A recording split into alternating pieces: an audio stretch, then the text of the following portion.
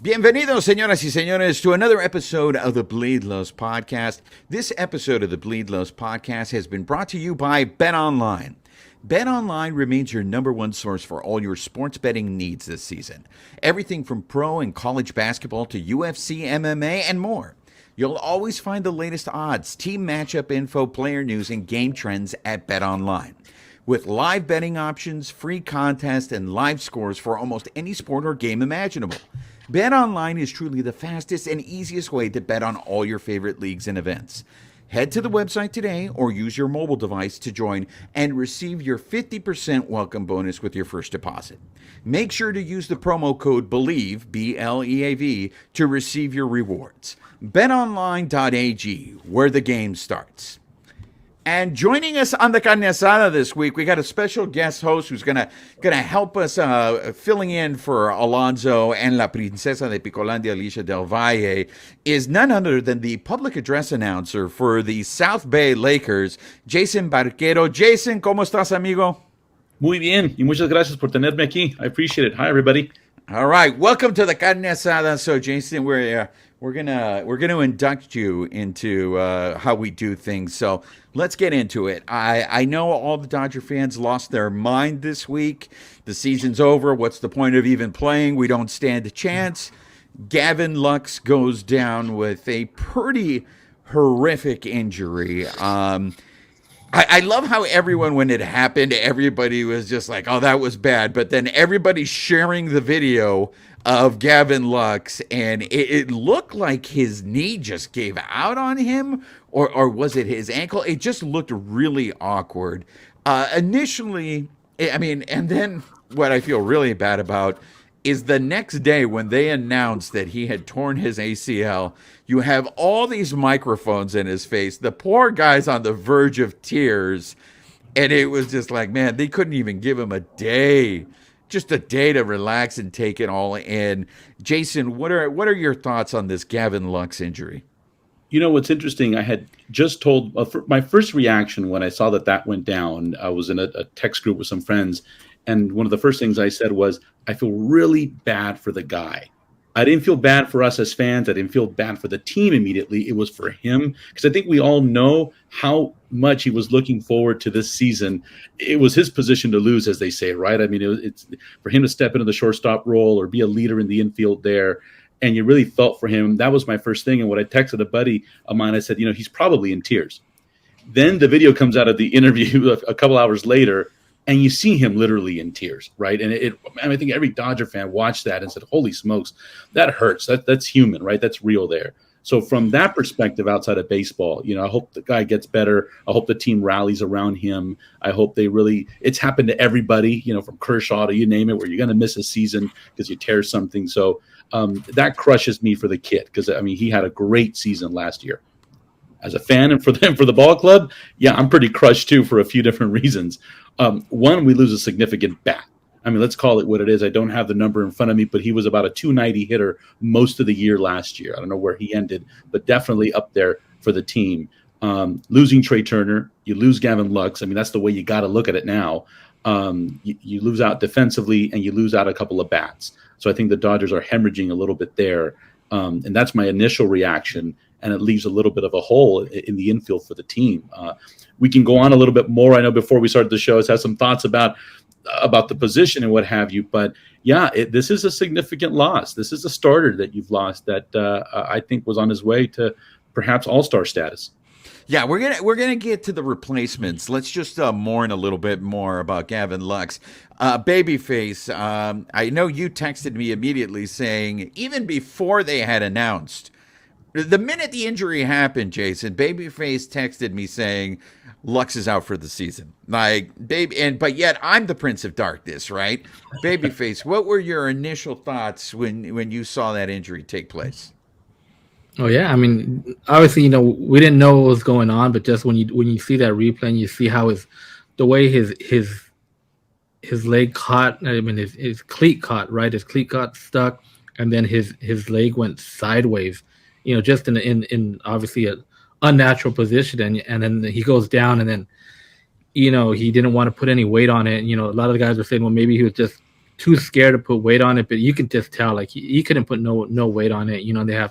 They had to take him off on the cart, and once you see that, you're kind of already, your mind already knows, okay, that's ACL, right? That's a tear. That's something bad, and that's why that my initial reaction is, oh God, he's out for the season. That's an ACL tear, and unfortunately, that's what happened, and it really sucks. Like you said, a lot of guys have been saying this was his year to, he was going to play shortstop, even though there was still a lot of people going into the season like, oh, he's not going to be the starting shortstop. He was going to be the starting shortstop with Rojas filling in, on occasion, but it was Gavin Lux's position, right? He was going to be the number one shortstop, and it sucks to see him go down now, and now Dodgers got to scramble, right? They got to figure out what they're going to do there. Now their infield depth is down, one guy, and their bat's down another guy. So you got to see what they're going to do.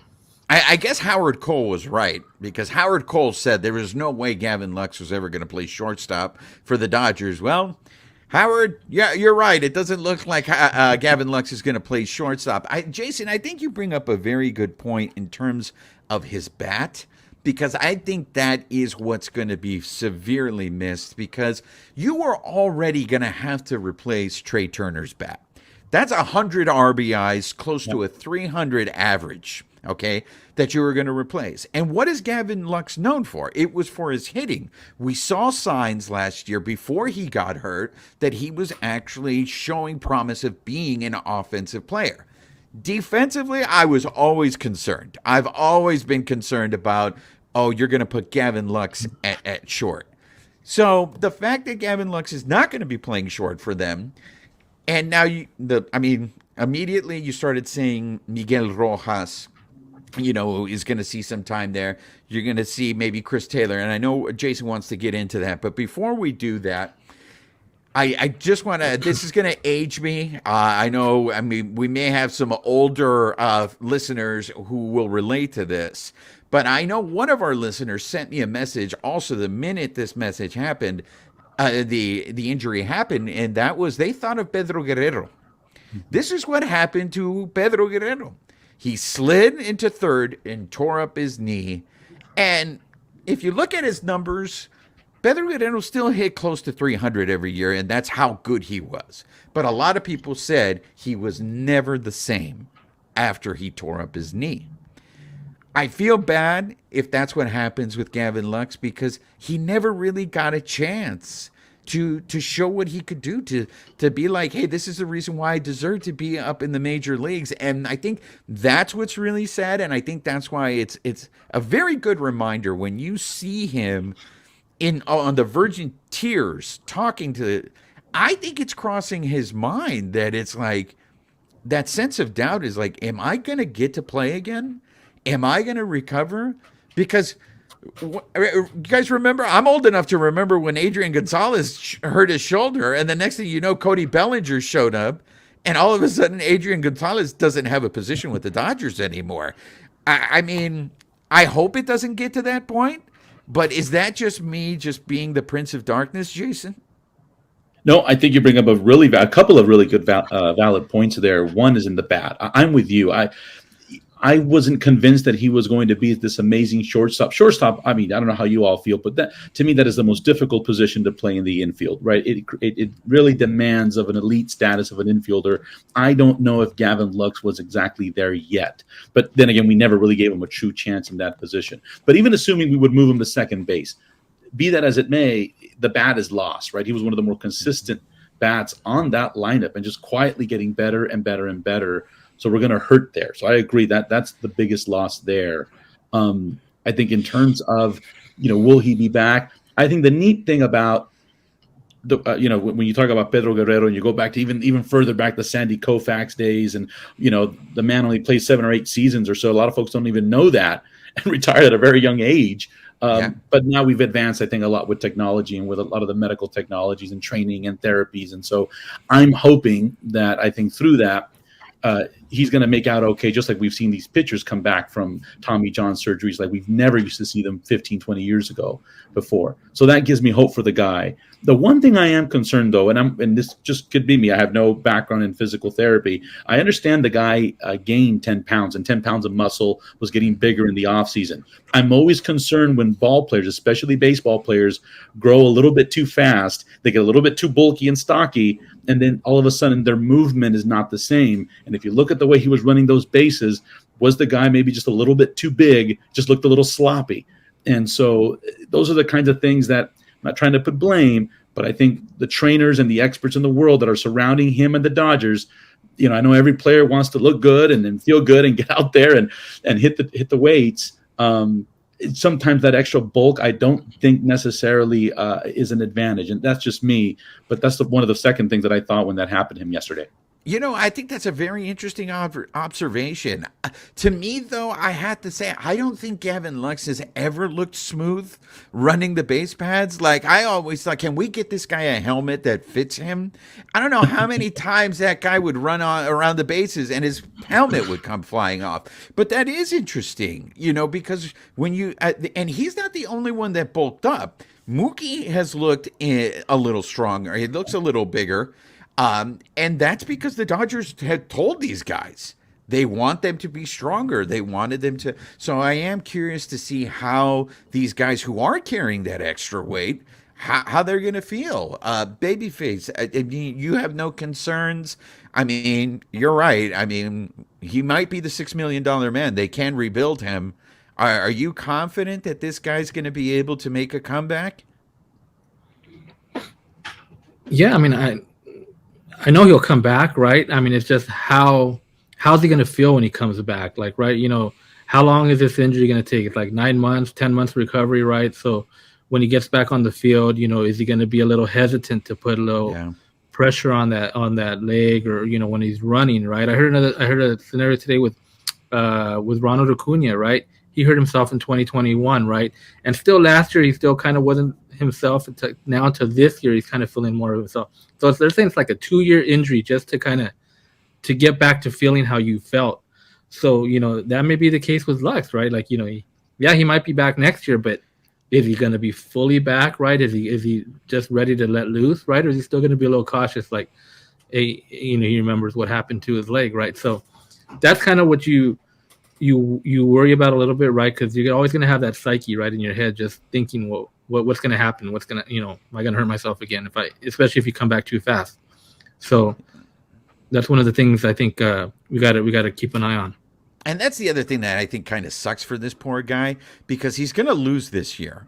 And if it's going to take him another year to recover, that's probably going to take him right up to contract time, right? Yeah. Because this is supposed to be his third year of service, or is this considered his second year of service? That's a good point. I don't know how many gains he would have had to put in this first year. When did he was up in 21, right? Right. Yeah. 21. Yeah. So 21, 22. This will be his third year, I believe. So if next year he's still struggling, he's still recovering, everything that you just said right now, where he's still not himself, because we have heard that from many players who have gotten injured, that it usually takes, I mean, look at what happened with Max Muncy's season last year. So it's like poor Gavin Lux. I mean, and then the Dodgers are going to be put in a position of like, okay, do we invest in this guy? And then, like I said, there's guys in that minor league system that are chomping at the bit. I'm very curious to see what happens with Michael Busch now, because I think Michael Busch was blocked. Michael Busch didn't have a way to get up here. With Lux now gone, does that open the door for Michael Busch? I mean, what do you think, Jason? Yeah, I think it does. I think it opens up. I was watching the game a little bit today, and I've seen what he's done so far. It looks like everyone's impressed with Michael Busch. I didn't know a lot about him coming in. From what I'm seeing now, though, I think we're going to hear a lot about him coming up in the next week or so. I think it does open up a spot for, let's call it what it is. I think the Dodgers are now ranked number 1 again in their farm system.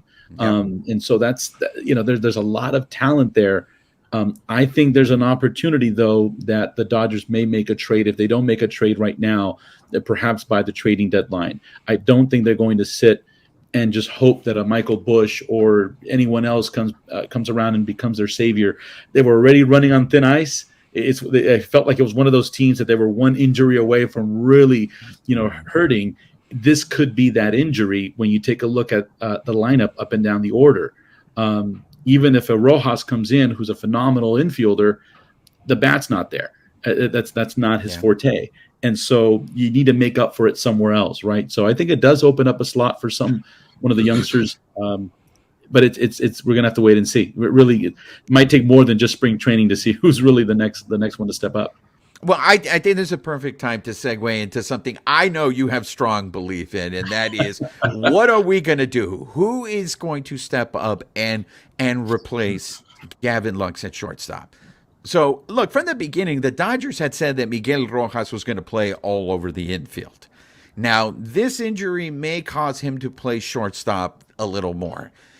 Immediately when the injury was announced and he was gone for the season, poor Chris Taylor, who was working out with just the outfielders, preparing himself to spend the whole season out in the outfield, now has to start a throwing program for the infield. Now, Chris Taylor has played shortstop before. The year Corey Seager got hurt, Chris Taylor spelled him for a few games before they got el ministro de la defensa, Manny Machado. But I know, Jason, you have some very strong feelings on Chris Taylor playing shortstop. Let me hear it. Don't hold back. It only took you 10 seconds to see that right before we went live. Well, here's the deal, and now I'm going to get on my soapbox for a second, because do it. To me, it goes back to Dave Roberts. It's moments like these where I lose confidence on Dave Roberts. And this is why. My dad and I were having this conversation the day before the spring training started. And he felt the same way. And he said, my feeling is you have all this talent, wonderful talent.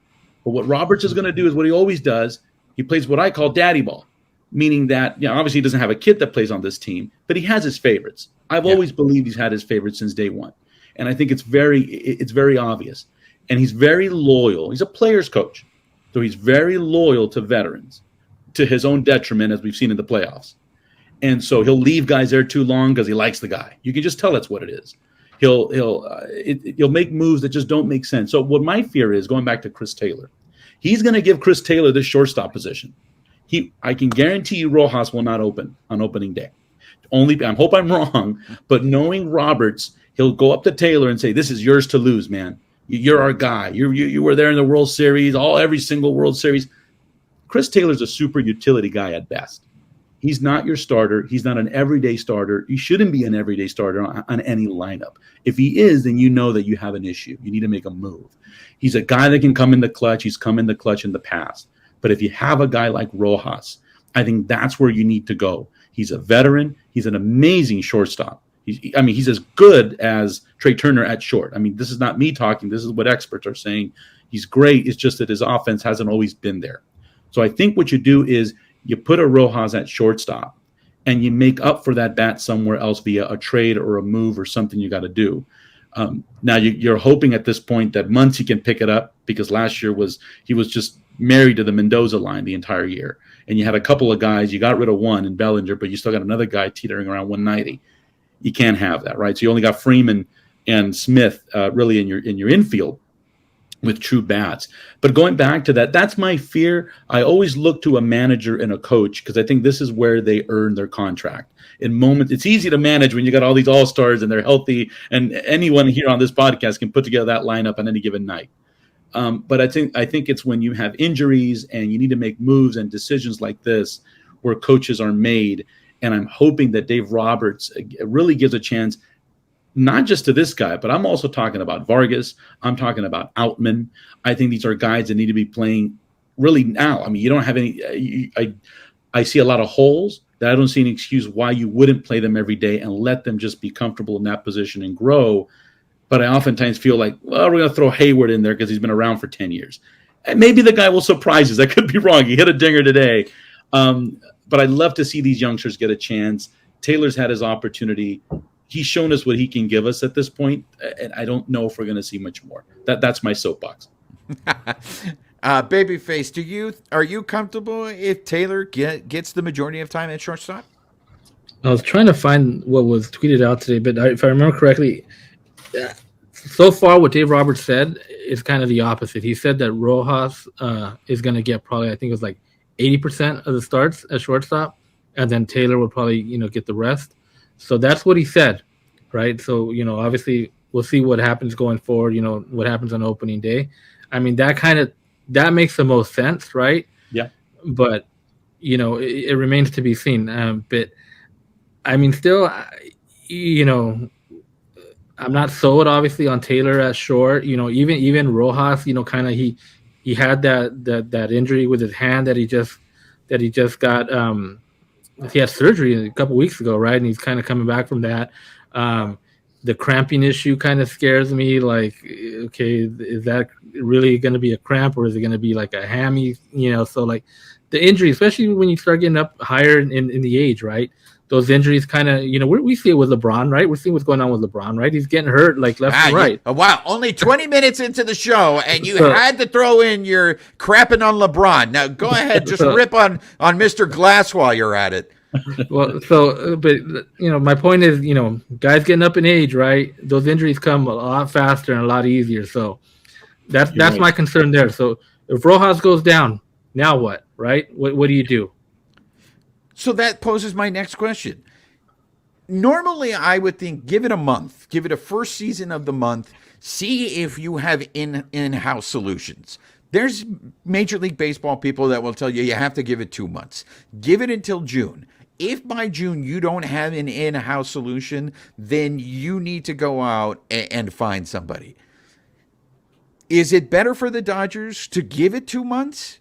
Or do you think they can get a shortstop right now at a cheaper price, whether it be via trade? I know, Babyface, you had mentioned a name that I was very intrigued at, that I was kind of hoping the Dodgers would sign in the offseason. Is he still a free agent, Iglesias? Yeah, he played with the Rockies last year? Yeah, he's still available, right? I mean, he's I not thought really he had signed with the Tigers, so no, he's still available. I believe he's still available, yes. I mean, he's not a bat, right? But he's but none of the guys we have right now are bats. And if you're going to already struggle to score runs, wouldn't defense be a much bigger priority? I think we're going to go back to, how long ago was it, Babyface, when we had those Dodger teams where it was like, if they score 2 runs, that's it, we're over. We got blown out because these guys just could not score runs. But I mean, Jason, what do you do? Do you wait, or do you go now and get a shortstop now, knowing you don't have a shortstop for the whole season? If this was a year ago and I lose somebody, I might say wait, because the team was more stacked. Yeah. This year, the Padres are the team to beat. Right. That's my call. I like the Padres better. I like where they sit better. I think they're the number 1 team in the West and probably one of the best teams in the National League. And internally, the Dodgers know this. They just won't admit it. Do you hear that hiss, Jason? That's the listeners just going, who is this guy? I know. That's why I love radio. That's why you guys. That's why you're listening to. I tell it like it is. The Padres are the team to beat, in my opinion. So when you look at that lineup, and you look at the Dodgers lineup, even before the Lux injury, and now you lose that, you can't wait till June, because you might be 10 games out by June if you're hurting. And so you really need to go in with that mindset. You need to be smart about it this year. You're not the same Dodgers you were the last 2 years. This is not a 106, 110 win team right now. I don't even think it's 100 wins. And so, not that it needs to be, right? We've seen teams, the Giants, win World Series with 88 wins.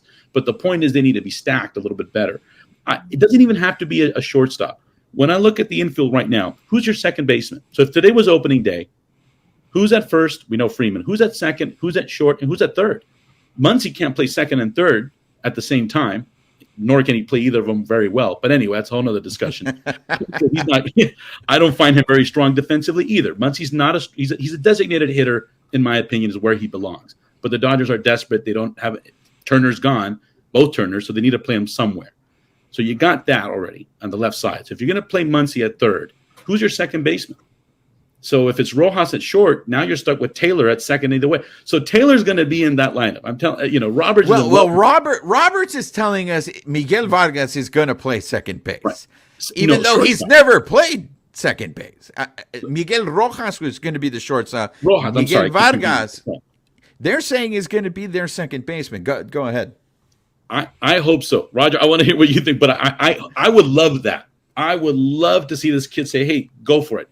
because I think he has no business in the minors anymore. They're tearing it up, and they can't do much worse than what we have in some of these positions. But anyways, Well, I mean, that's what it looks like. It looks like Vargas is going to be your second baseman, though he has no. I mean, he's looked good. I mean, reports that we keep seeing, he's playing good, some good defense at second, right? So he's learning on the job. I mean, but it also made me think like, well, I mean, he played third. He's playing second. Could he play short? Right? I mean, is he athletic enough to play shortstop? I mean, I don't know. So, babyface, let me ask you this, all right? And take off your homer hat. Are you completely comfortable? This dude has never played second base in his life. You're going to put him at shortstop where he's never played before. And just like Jason had said, this is shortstop. I mean, this is shortstop in the major leagues. Are you confident testing Vargas out in shortstop?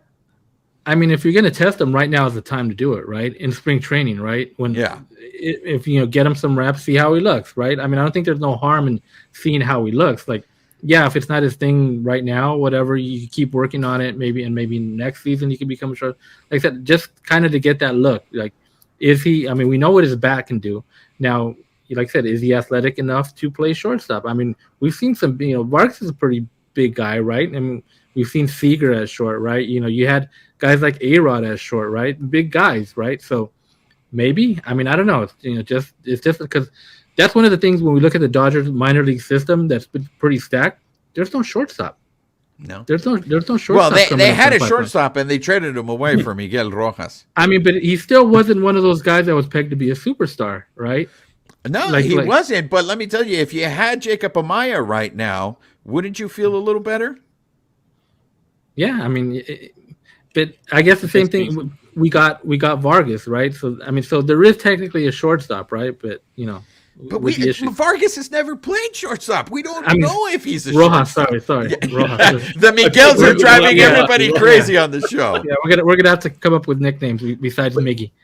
If I can say this though, I wouldn't mind seeing Vargas if he wanted to move and try short, but I don't think you have to, because whether you have him at second or short, you're still in the same problem. So you move Vargas to short, so who plays second? Right. So if you have Vargas at second, then you might as well, and you have a bat there, then you can carry a guy. It kind of brings you back to the old days of shortstop. Shortstops now are expected to hit 30 home runs and huge and big. You go back to the Ozzie Smiths, Omar Vizquez, and all those days. These are guys that hit 230, 220, but man, they were money. Nothing is getting past that. So my philosophy, if I were the Dodgers, that's where I go. I look at not Miguel Vargas, Miguel Rojas as your Omar Vizquel per se. He's not going to hit. He's going to hit number 8 or 7 or so, but he's money at short, and I try to build around somewhere else and try to make up for that bat. If Vargas hopefully makes it happen at second, I'm really hoping that I believe the X factor this year is Muncy. I think if Muncy is playing with the Mendoza line again, then you have a really big issue because in terms of a true third baseman. You got JD Martinez at DH and so we'll see how that works out. But yeah, that's my biggest concern with the Lux thing is not so much the defense, because I think they have a defensive solution for it. It's more the offense. Where are you going to make that up? If it's not at short, you got to make it up somewhere else in a different position. Jason, I think you bring up very good points, because here's the other thing. What I'm concerned about with Miguel Vargas is this. The guy is going to be playing a position that he's never played at before. Now, on top of that, everybody is saying, look, we know what he can do with the bat. But my question is this, do we? I know last year was a very small sample size, and he was brought up at the end of the season. He hit 170. And I've seen other players do that. They come up, they struggle, and then the next season, they break out. I'm hoping that's the case with Miguel Vargas. But I hear that a lot. Well, his bat. I was just like, look, there are some people that are 4A players, and that's what separates you between AAA and the majors. So I think the verdict is still out on Miguel Vargas, and that's concerning to me with all these holes that you have there. Is just like, we don't know what we're going to get. So that's why this injury, at least with Lux, we knew he could hit, because he showed it last year, right, that he could hit. Now it's just like, you got to replace him, You're losing offense. You've lost Trey Turner. You don't know what you're hoping a bounce back season from Max Muncy. I know Justin Turner was showing signs of decline, but he had a monster second half of the He season. still had a good year. Yeah. He still had a good year. So I am concerned with the amount of offense that you're losing, especially when you have a pitching staff that we haven't even gotten into, that you're cutting and pasting together, that you know there's going to be injuries. Now, the one good thing about that is you have much more depth, I think, on the pitching side in the minor leagues than you do with position players right now in the minor leagues. So I want to segue. I think we've spent much time. I know all our listeners right now and viewers are just like, what's the point of playing this season then? It's over. Let's get to it. We were going to lead with this before Gavin Lux ended up having this horrific injury, because I saw a lot of vitriol, a lot of hatred. People were just like disowning baseball with the whole pitch clock thing. Jason, what were your initial thoughts on the pitch clock? Oh gosh, your fans already hate me because of the Padres comment, and now you're going to ask me another. It's all right. People, you can come at me. I'm good with that. I'm skeptical. I was skeptical going in. I'm actually feeling a little bit better about it. So here's what I think is going to happen. I think we're all going to be okay with the pitch clock. It's, the media is going to show the Manny Machado thing, and they're going to show a couple of, but by and large, it looks like the players are actually adapting a little bit quicker. Doesn't mean they love it, but they're adapting and they're doing it and they're moving along. I like that the game is moving a little bit quicker. I didn't really care as a baseball fan all my life, as a Dodger fan all my life. I was fine with the speed of play. I'm sure you and all, and probably most of your fans and baseball lovers alike are the same.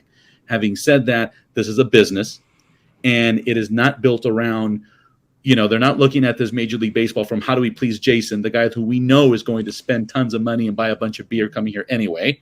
Yeah. How do we please the people that are on the fence that have left baseball or maybe don't go to as many games because it's too long or too boring? They need to make money, right? And so I think it was the right move to move along. I'm a little bit weirded out about it because I feel like some of these games might be going too fast. I don't think they anticipated that they'd be shaving off 20, 25 minutes a game. And all of a sudden now, all I got to say is you might spend half the game at a beer line at Dodger Stadium. And if you don't get there early, folks, it may be the third inning. And I'm not joking by the time you get there. So I think from a business perspective, I predict that Major League Baseball is going to shoot themselves in the foot. I think you're going to see concession numbers go down because less time will be played at the ball game. People will spend less money at a ball game. So that's going to be very interesting, especially with sponsors. I think that'll be interesting as well, how they react to stuff like that. For the game itself and what's happening on the field, I actually think it's going to hurt the batters more than the players. I think it comes at them a little bit faster, the game, than it does for the pitchers. I think the pitchers will be fine jumping in there and moving in. I think the batters are the ones that are like, whoa, I feel like they're fast pitching me now. Quick pitching me, I should say. And they'll adjust. But those are some of my initial thoughts. Babyface, I know you have some very strong thoughts on the pitch clock. So the floor is yours, sir. Let all that venom just come out right now. Well, I mean, I've heard a lot of things about the pitch clock. Like initially, I don't like the pitch clock. I felt like it's too fast. I get the idea of the pitch clock, right? To make these games are averaging what, like 220, 230, right? Like, I mean, they're flying by. Like games are like just flying by. Like Jason said, like, a lot of people show up at Dodger Stadium late because of traffic, right? They're trying to get in. It takes them an hour to get in. And if they do arrive in the third inning, right, this game's going to be, it'll probably be like the fourth or fifth, if they were arriving in the third. So there's that, right? I think if they're going to keep the pitch clock, you got to maybe extend it a little bit. The 20 seconds in between, I think it's a little too fast, maybe another 20 seconds or 30 seconds, just kind of, I think you can still play with that. So that's one of the issues, right? Another one of the issues I was hearing too is how's this going to affect pitchers, right? Guys that are throwing heat, right? 100 miles per hour plus, right? They got to throw their pitch, come back, reload, throw another pitch, like super fast, right? Is that going to cause more injuries? Remains to be seen, right? We don't know. That's still an unknown, right? So things like that. The thing that that was really bugging me is I was wondering out loud because a college game happened like this that ended on a pitch clock violation. That can't happen in the major leagues. It happened in the spring training game where there was a pitch clock violation and the game was over. You cannot have pitch clock violations ending any game, especially during the regular season. It could affect obviously for later on in the season if you lost that game or whatever. Become playoff time, you have a walk-off pitch. Come on, people are gonna freaking lose their minds if that happens. So they got to come up with something for that, just to figure out what are they gonna do in those situations. It's the ninth inning, bases are loaded, tie game, and somebody pitch clock violation. The batter, or the pitcher, he strikes out or he walks in a run. Right? You can't have that in playoffs. I hear your point there, and I've heard some possible suggestions like that. Maybe in the ninth inning, we take off the pitch clock, so we don't have a scenario like you just described. But here's my thing: a game can end on a balk, right? I mean, it still sucks. People still get pissed off when a game ends on a balk, where you're just like, so how often does a game end with a balk? I mean, that's very rare. I have a feeling the pitch clock violation can something that can happen more often than a balk, though.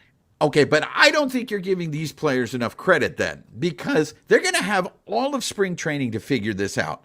So you don't have any confidence that these guys can, by the time the season starts, figure out, I need to be in the batter's box, I need to be ready to go?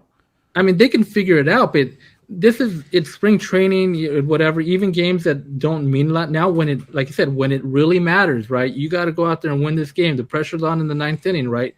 Things are going to, these guys are anxious. The pitcher's going to be anxious. The hitter's going to be anxious. Like, a lot can change, from a must-win game in September or a game in October versus a game right now in spring training in February and March. Yeah, but by the time we get to the playoffs, they're going to have already played a whole season under these new rules. And if anything, we know that players are creatures of habit. So they're already going to be in the habit of getting into the box immediately.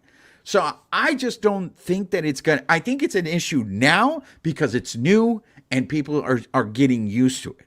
By the time the season starts, by the time we get to the All-Star game, I'm hoping that by the time we get to the playoffs, they have this figured out. But hell, they couldn't figure out the shift. They couldn't figure out, hey, I'll just bunt down the third baseline. Why? Because they're such creatures of habit. This is the way I hit. This is the way I'm going to do it. The fact that we had to change the rules with the shift, I think, is an indictment of just how people can't play the fundamentals of the game.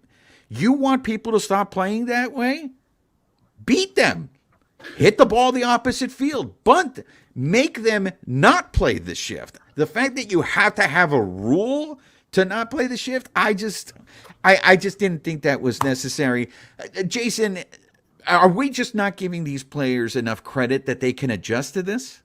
No, and you bring up a really, really good point in what you just said about, I've heard that argument before, why didn't they just adjust, right? If you don't want the shift, then hit it the other way and do that the other way. And that's true. I hated the shift since day one. I'm glad they got rid of it. I was a big proponent of getting rid of it.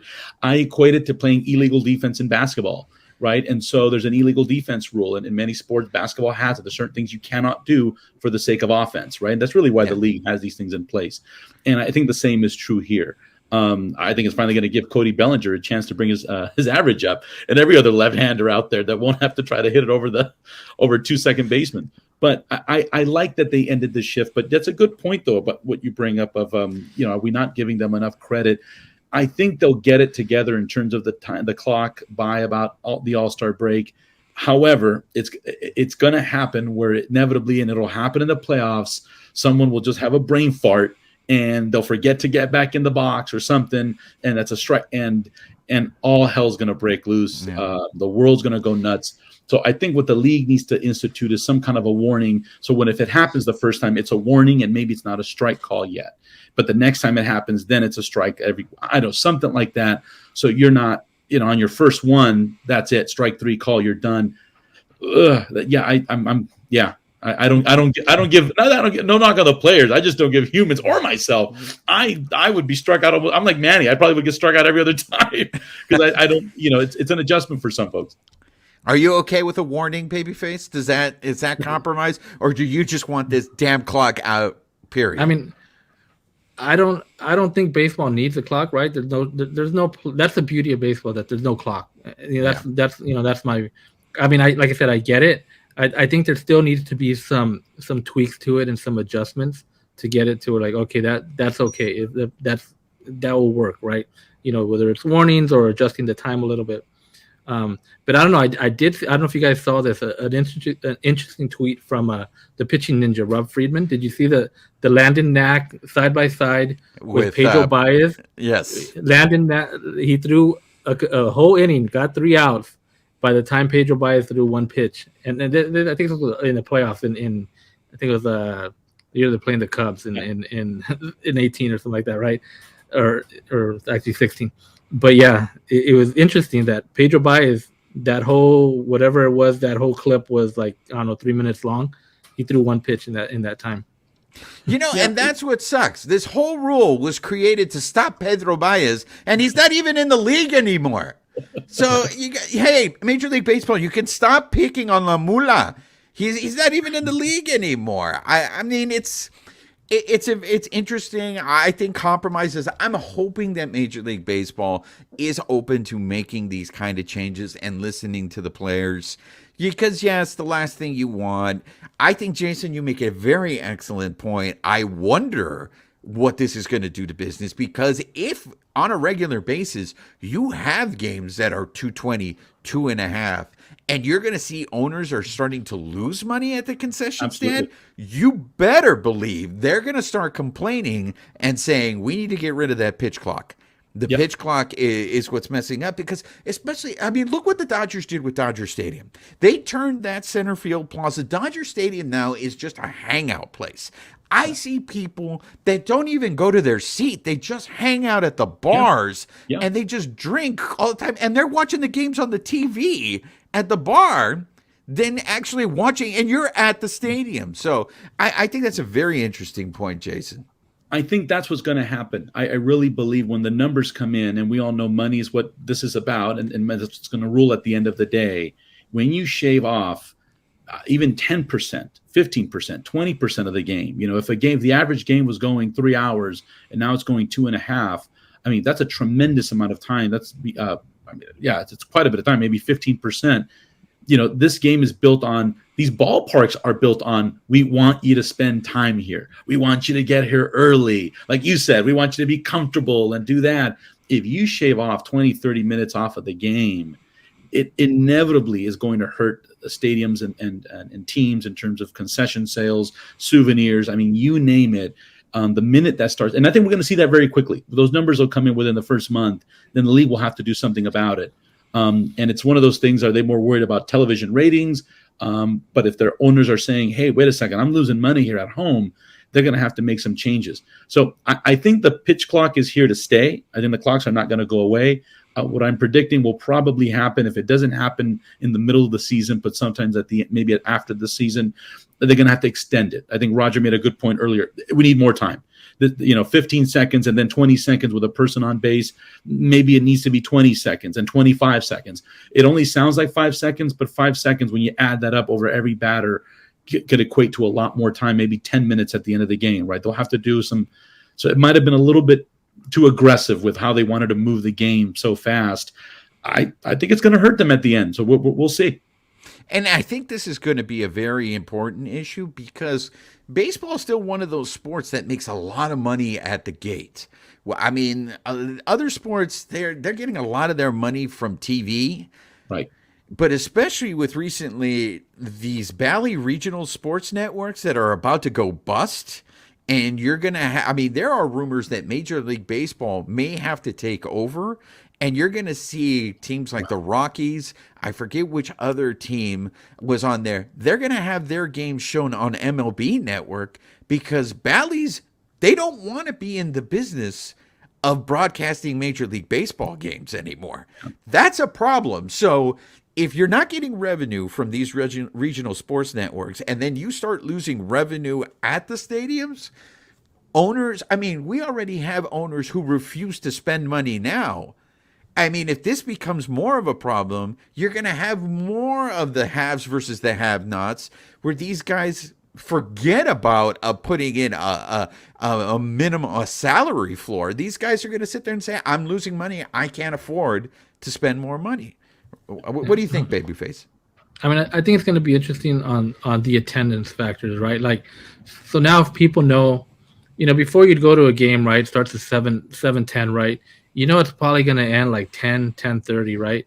So now if you go to game 7:10 and it's over like by 9:30, and you're getting off of work and it's going to take you an hour and a half. Some people even drive farther. Some people might even drive 2 hours, right, to get to a game. So they're going to equate all that. Like, okay, I'm going to get there. I usually get there late, even when I'm driving 2 hours, right? And I get there like at 7:40, right? Or 7:50, and the game's going to be over like 9-ish. Like, why even go, right? I'm not going to make that drive. They might be like, I'm not going to make that drive. It's not worth it, right? I'm going to be in the stadium for an hour and a half, and then I got to leave. So yeah. I mean, I'm sure there's going to be people that think that way, right? And we'll see. It's all a numbers game, right? What are the numbers going to look like? Is it affecting attendance? And if it starts affecting attendance, then it's going to change. Yeah. Well, if I can add to that, I think we're starting to look a lot like basketball. So basketball really only goes 2 hours and 15, 2:20. Yeah. If Laker game starts at 7:30, you're out of there by about 9:50. In the G League, the games last about 2 hours. And so NBA games, you got about 2:15, 2:20. They're quick games. So, you're right. It's a different sport. I think people will adjust. I think if I'm the Dodgers, I may move the 7:10 starts to 7:40 starts. So my prediction with that is if it doesn't happen this year, sometime in the next year, they'll move these games to 7:40 starts, knowing, in fact, I think it may help attendance. If I know I have kids and I can't stay there for 3 hours for a game because they can't stay there in just three and a half hours and be patient for a game. And if I can get there out of work and be there at 7:40, that's better than a 7:10 start. And then I'm going to get out of there by about 10:15, 10:10. So there's different ways you can play with that. I think we might have to push. I'm hoping if the Dodgers are listening, if that's the case, push your start times to 7:35, 7:40, knowing that the game's not going to go that deep. I mean, it's one of the reasons why they were moving games up to 7 o'clock to begin with, because they were going so long now. That's gonna open up a whole new can of worms. Dodger games have always started at 7:10. You can't change them to 7:30, 7:40. No, they used to start at 7:35. Yeah, they used to. You remember the 7:35 starts? They were always 7:35 for like 20 I mean, years. how really? Okay, yeah, you don't remember that? As far as I remember, it's been like 7:10. No, Jason's right. When I think of the 7:10, I always think about the Clayton Kershaw thing with the game started at 7:10. Remember? Yeah. Years ago but Jason's right. There was a period. Right? 7:35 starts. I remember those 7:35 starts. I'd argue that they were moved to 7:10 as the game started getting longer and longer over the years. Okay. Absolutely. That might not be a bad thing, actually. This is a great conversation. I'm glad we're having this because these are all cool things nuances, right? That people are thinking about, and it's going to be exciting to see what happens. Well, and it's great. It's something to keep an eye on. So when it does happen, you guys know, because everyone else is going to take credit for it. You heard it on the Bleed Los podcast first, okay? Because everybody, like when Fernando Valenzuela's jersey got retired, we've been talking about this all along. I was like, oh, really? Have you? Okay, I want to wrap up the show with a couple of things real quick. So Miguel Vargas has a hairline fracture on his pinky, but he's still taking at-bats. And everybody's making this big deal about, he's not going to swing, and how he has 3 walks in spring training. Like, why can't they get this guy out knowing that he's not going to swing? Okay, that's fine. They want him in the game because they want him tracking pitches. Here is my concern with this. I feel the Dodgers are playing with fire by doing this, because if there's a pitcher who's having issues with his control, or a pitch gets away from him, and Miguel Vargas takes one on the hand, and now you're going to lose Miguel Vargas for a period of time in a game that he shouldn't have been in there because he was already injured. We saw this when Justin Turner, it was his wrist, right, Babyface? When he got hurt at the beginning of the season, he got hit on the wrist, and then you lost him for a couple of months. The Dodgers are not in a position right now where they can lose more people. Is this just me being paranoid? Are you guys okay with Miguel Vargas taking at bats with a hairline fracture in his pinky? You see, this is why they call him the Prince of Darkness, for putting this kind of stuff out there that we shouldn't even be thinking about. Like, he's out there tracking pitches. Roger's surrounded by all these negatives. He got the guy that thinks the Padres are going to take, and he's got you. He can get out of the way if a ball's coming at him. He can get out of the way. Same thing if he's up there swinging. I don't think that's an issue with him standing in there. I mean, if he's going to get hit, he's going to get hit when he's trying to swing or not. So you're of the theory that you just can't protect against injury. If an injury is going to happen, it's going to happen. Like Gavin Lux, unfortunately, you ran like a baby giraffe. It was bound to happen that you were going to get hurt. There's just no it's fate, right? You're of just that theory? I mean, yeah. I mean, you're going to get hurt. Like I said, we were talking about this with Kershaw, right? If you're going to get hurt, it doesn't matter if it's a spring training game or a WBC game or a regular season game, right? Things can happen, right? And things go sideways, and you get hurt. Jason, once you came on the show and I heard your takes, I was like, finally, we have a smart person on the show. What are your thoughts? Am I just overreacting? I think I should shut it down now since you think I'm smart. I've quit while I'm ahead, right? So this is what I'll say really quick. I think I would have said you were overreacting 48 hours ago, but now with the Lux injury, you have to play it safe. And so I think maybe you give him one look a game and you sit the guy down, but I'm a little bit more paranoid now. I'm not going to lie. When you're down people already, you're on the fringes here. Just let the guy, take a couple of games here. It's not going to hurt him. I get what they're trying to do, have him track pitches. I mean, but if he's not going to swing, you can do that at practice. I mean, it's the guy is a professional at this point. I don't think, it's just standing there or not standing there is going to affect his outlook in a couple of weeks. So if I had to make a decision, if I was a manager, I shut him down until he feels ready to go. Well, real quick, the good news though is it looks like by Saturday he should start swinging the bat. Right. So hopefully we'll clear this little situation. And just remember, if between now and Saturday he does get hit on that hand, the first question they're going to ask Roberts is why was he in the game, knowing that he had this injury? And Roberts is going to give the same answer that Babyface said. Hey man, you could get hurt walking your doggy. There's a shout out for those of us that back to the Padres thing. Joe Musgrove dropped a weight on his big toe, and he's out. So, and wasn't there guys hurting themselves putting on their pants, right? Like, there was who was the guy who got hurt opening up a DVD? He cut himself. Was it Bimal? Was it the ambassador that got hurt doing that? He cut his hand at a bar. That's right. I remembered that. Boy, that's a name I didn't think I'd hear for a while. There's by the way, just letting you know, Jason, there's no slander of the ambassador Joe Bimal. He's a friend of the carne asada. So just giving you a heads up before you do that. All right, real quick, I want to end the show. I just want to segue because Jason Hayward hit a home run today, and previous to that, he had hit a home run off of Tony Gonsolin. So everybody's on the Jason Hayward. He's fixed. That's it. He's going to be the starting center fielder. He's going to be the starting center fielder. What I found interesting was Dave Roberts already said that David Peralta and Jason Hayward are going to be platooning in the outfield. So you already hear it. You're going to have Hayward and you're going to have Peralta facing righties. That means Thompson is going to be playing lefties. And as we had Cody Snavely on the show from Dodgers Beat, Trace Thompson has reverse splits. So I don't know how this platoon thing is going to work. Hopefully that reverse split doesn't stay with Trace Thompson and he actually starts hitting lefties. But if that's the case, I know you said this before, Babyface, that you think Outman now has a better shot of making the team. If it's a given, and friend of the carne asada, Juan Toribio, had already said Hayward is making the team, does that mean that maybe they'll look at Michael Busch, and especially with Gavin Lux's injury, they're maybe going to look at more infielders maybe making the team? And one last one to you guys before I go. This, I can't pronounce his name, but this catcher that went, what was it, Hunter? Do you know what his name is, Babyface?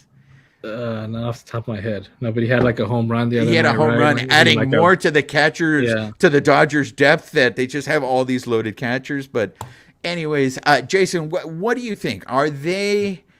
Do you think they'll look now to add more of an infielder, or are we still looking at they're going to carry an extra outfielder? As you were mentioning those names, the more and more I get depressed. I mean, then you wonder why fans are going to wonder why I picked the Padres. That's why. You were talking about Trace Thompson, David Peralta, Jason Hayward, has-beens, and people who that's not going to do it, folks. It's not going to do it. And so I'll keep it short because I know we're towards the end. We need to make a move. We need to make a move. And even on their best game, you're not going to get anything amazing out of those folks. Now, I want to see Outman there every day. See, this is what I'm talking about. Roberts, he will do this. He will put Hayward and Peralta and Trace Thompson, and he'll fall in love with those guys. One of those guys will be hitting 200, and then it'll be July 15th or August 15th. Okay, let's throw Outman now every day out there when it's almost too late. Outman has no business in the minors. The guy's tore it up down there. Even on his worst day, I guarantee you he will do better than Trace Thompson out there, or even Peralta, or even what Hayward can get. And I'm optimistic. They will do okay. I think as a third option in the outfield. Right now, you do not have two legitimate strong outfielders in this Dodger ball club. They just don't. You have Mookie Betts, and that's it. And you got a bunch of mediocre bench players out there who you're hoping and platooning and moving around, and you're lighting candles in church, hoping that they'll do something at best. This is why I say give Outman a chance, give Vargas a chance. They cannot do any worse than what you've got out there already anyway in some of these guys. But if you can make a good deal because you're stacked, I've always said with the minors, you either play them or trade them. Play them or trade them. No reason to keep them there. That's why you have a minor league system. Cartaya, he should be our backup. That other guy has no business being our backup catcher. That's a whole nother episode I don't want to get into. But that's my thing. He should be our backup catcher right now. Instead, he's just sitting there picking his nose. So if you're not going to play Austin Barnes is never coming on the show now because of Jason. I have nothing personal with these guys. I'm sure they're wonderful human beings and great husbands and boyfriends and dads and moms and all that stuff. Or dads, I guess. But the point is, it's just, it is what it is. You got Cartaya. Why isn't he your backup catcher? So if you're not going to play him, trade him and trade him for something good. He's not going to come in for Will Smith. Will Smith is a proven young catcher. That position is his. It's just, I don't know why you would say Cartaya would be just sitting there when everybody is chomping at the bits in Major League Baseball for this guy. You're not going to play him. You're not going to trade him. So what, is he going to sell peanuts? I don't understand what the deal is with. Anyways, you got me into another soapbox. Jason, I wish you would feel comfortable enough where you could tell me what you really think on these matters. Babyface, last word before we end the show. Are you still confident in your pick that Outman is going to be the last guy who makes the squad? So Hunter Fiducia. There we go, Hunter Fiducia. So, just last week, right? We were talking about Outman, and I didn't think at that time. I didn't see Outman making the squad, right? Just because the numbers game, right? They weren't going to give him a chance. Yeah, he'd go down. He'd go down and let him do his thing like he continued, from last year. But now with the injury, I do think Outman has a spot, like especially if what David Roberts has said is true, that Chris Taylor is going to see more time in the infield. So if you have Taylor in the infield more often, that brings a spot for Outman in the outfield. So I think it depends what they want to do. Do they want to keep Outman in the outfield, or does Michael Busch get a look at, second base? Is he going to be the guy? So. And I think Bush also can play some left field, so they can they can throw him out there in left field as well. So I think it's going to come down maybe between those guys, Outman or Michael Busch, probably for one of those last spots. Maybe one of them can be your closer because we don't have one of those either. Anyway, well, we didn't get to that, so that's your teaser for the next show. There you go. On that note, I think we have a new Prince of Darkness. I don't want to hear it anymore. Okay, I'm rays, sunshine, everything compared to Jason. So for those of you watching on the YouTube, make sure you're subscribed to the YouTube. For those of you listening on the podcast, make sure you're subscribed. Spread the word. Let people know we're still looking for ambassadors of the carne asada. For those of you who are interested, please reach out to us via the Twitters or Instagram. You can reach out to the Dodgers Beat account. You can reach out to the Bleed Lows podcast. You can go to our website, send us an email, write us a letter if you're one of those old-fashioned people. Help us spread the word about the Bleed Lows podcast. I want to thank our special guest, Jason Barquero, and hopefully this is one of many visits that you make to the Bleed Lows podcast, Jason, and we haven't scared you away, because I don't have a problem with anything that you said today. Now, you may start getting some hate on the social medias after this episode, but hey, man, that's you have your opinions, you have your hot takes. We appreciate that. You know, one of the and I love being here. This is a ton of fun, so I'll be here as long as you guys will have me. I'll just say this: one of my radio idols is Howard Stern, and they have proven that more people listen to Howard because they hate him than because they like him. So if I can have people listen to your show because they want to come at me, I'm more than happy to be that guy. So I'm a Dodger, LA guy, Kings fan, Laker fan, Rams fan, the whole thing. So if you're not a Rams fan, you can come at me about that too. But yeah, LA all the way. So. There you go, baby. See, we were approaching this all the wrong way. We just needed to be more haters. We just needed to be haters. That's all we needed. I'll fix that for you very quickly. There you go. So once again, guys, subscribe to the podcast. Yo ha sido su servidor, Juan Ramirez, de parte de mis colegas, Jason and Babyface. This has been another episode of the Bleed Lows podcast, and it's been brought to you by betonline.ag, where the game starts. Nos vemos para la próxima.